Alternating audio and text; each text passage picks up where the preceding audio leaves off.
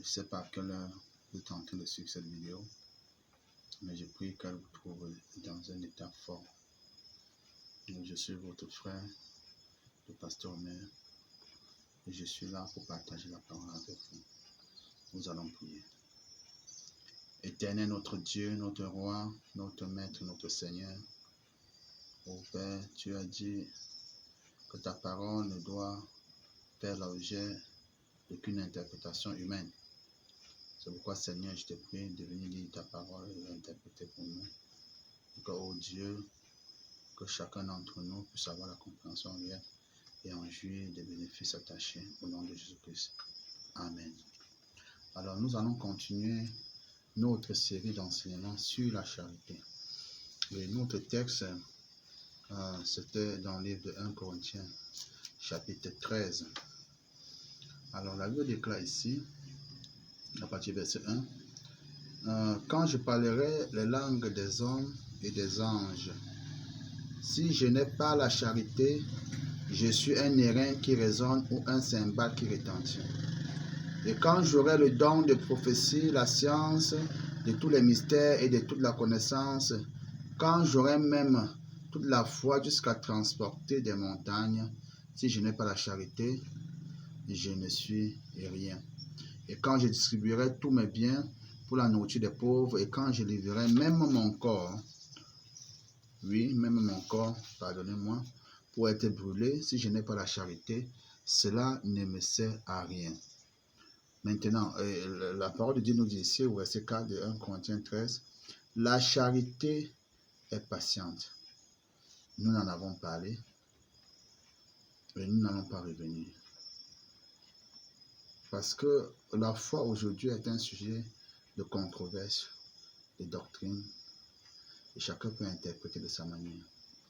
Mais je ne voudrais pas que nous interprétions ce que nous sommes en train de lire.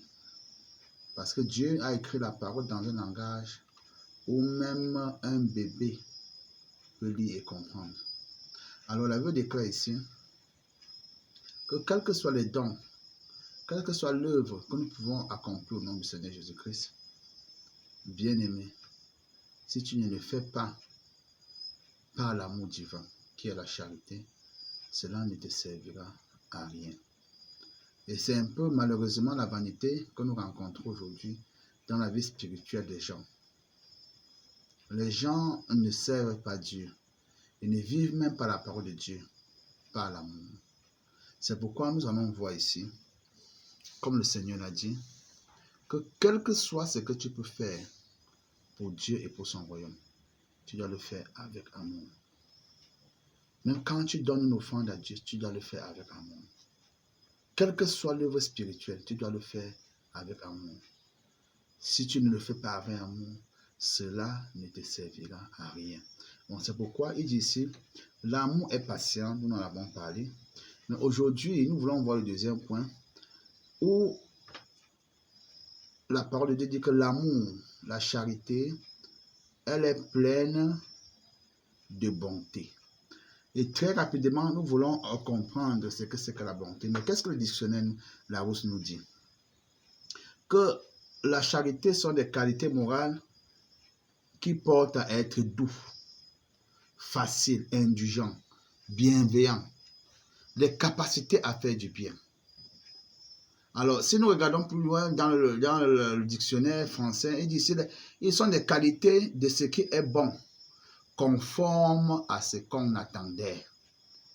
Alléluia. Alors, mais je voudrais dire ici que la bonté, c'est la source de satisfaction pour les autres. C'est quoi? C'est la source. Donc, quand une personne est pleine de bonté, cela signifie, mes frères bien-aimés, que l'égoïsme a quitté cette personne. Il est devenu une source de satisfaction, prêt à répondre aux problèmes et aux difficultés des autres. Nous vivons dans un siècle où l'égoïsme, l'individualisme est prôné, prêché et vécu. C'est pourquoi vous comprendrez, les gens disent que la vie c'est une place. La vie n'est pas une place. Maintenant, la Bible déclare ici que l'amour est plein de bonté. Une personne qui est bon, qui est plein de bonté, c'est une personne qui n'est pas égoïste, qui a la capacité de souffrir pour aider les autres. Quelqu'un qui est bon, c'est quelqu'un qui ne tient pas qu'à de lui, qui ne voit pas sa vie, mais qui voit toujours la vie des autres. Prêt à enlever l'argent, le dernier sou qui est dans sa poche, et marcher à pied, parce qu'il a aidé une personne. Alors, frère bien-aimé, est-ce que cette qualité, on trouve cela en toi? Parce que si tu n'as pas cet amour, dont Dieu est en train de nous dire, pas un amour fabriqué, que nous pouvons voir de jour en jour dans la vie des croyants de ce temps, mais un amour qui est plein de bonté. Oh, les gens sont mauvais en ce temps. Oh, les gens sont tellement individuels. Ils vivent pour eux, mais ils ne vivent pas pour les autres. Bien-aimés, le Seigneur nous interpelle. C'est pourquoi les gens parlent de l'amour, mais on ne voit pas en eux ce que c'est que l'amour. L'amour, ce n'est pas une déclaration, une confession, c'est une vie d'une personne en qui on voit beaucoup de bonté. C'est une personne qui est pleine d'amour. Alors, je voudrais que nous regardions un verset dans le livre d'Éphésiens, chapitre 5. Éphésiens 5 au verset 9. Qu'est-ce qu'il est écrit là-bas? Car le fruit de la lumière consiste en toutes sortes de bonté. Donc, quand on voit une personne qui est illuminée, une personne qui a reçu la lumière divine, oh, cette personne commence à être bonne. La méchanceté, la cruauté quitte son cœur. Cette personne devient doux, calme. Et c'est en ça qu'on saura que cette personne a véritablement reçu Christ. Pas le reçu Christ. Quand on s'avance devant l'autel, je ne sais pas si on reçoit Christ parce qu'on a fait une confession. Mais si Christ habite en toi, tu seras bon. Amen. Dis, oh Seigneur, donne-moi cette bonté. Donne-moi cette capacité à être bon. Donne-moi cette capacité à aider les autres, à vivre pour les autres, à avoir cette capacité à entendre les douleurs d'une autre personne. Dieu ne descendra pas du ciel. Dieu a déposé tout en toi pour œuvrer à sa place. C'est pourquoi tu dois être plein de bonté. Alléluia. Alléluia. Alors, nous regardons ici dans le livre de Zacharie 7 au verset 9. La Bible déclare ici, Zacharie 7 au verset 9. Nous allons voir très rapidement dans le livre de Zacharie. C'est là, frère bien-aimé, que nous allons comprendre, alléluia,